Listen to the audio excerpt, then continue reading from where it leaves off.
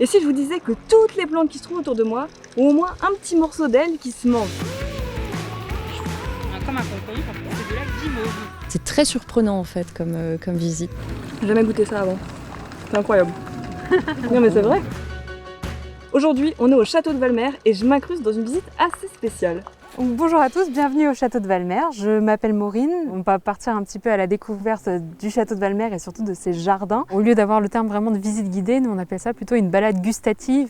Alors c'est un potager conservatoire puisque l'idée ce n'est pas d'avoir une production. Le but c'est d'avoir le plus de variétés possible. Ce n'est pas un jardin musée, donc vous pouvez interagir avec le jardin, vous pouvez toucher, sentir, goûter.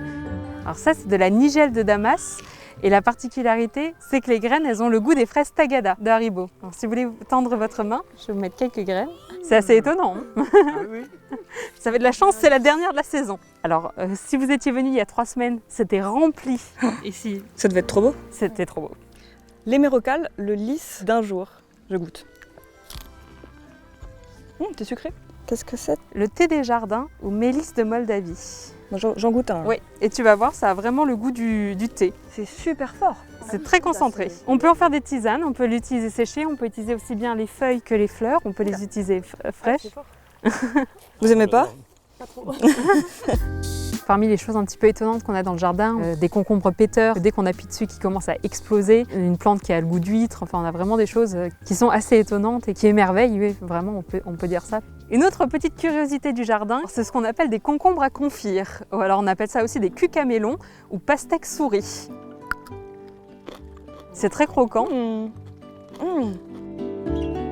Et là, dans le jardin, il y a combien de plantes différentes? Il y a entre 2500 et 3000 plantes différentes.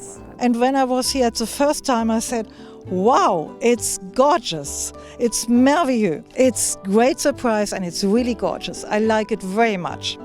Là, une petite curiosité, te frotter le centre et sentir. C'est ce qu'on appelle des cosmos chocolat et ça a une odeur de cacao. Je m'attendais plus à un jardin botanique un peu plus classique et là c'est vrai que c'est la première fois qu'on peut comme ça goûter. Ça pique aussi beaucoup la curiosité. Je dirais que c'est une très belle découverte. On apprend plein de choses et c'est fantastique. De toute façon, ils n'ont pas le choix de dire que c'était bien parce que la guide est juste ici.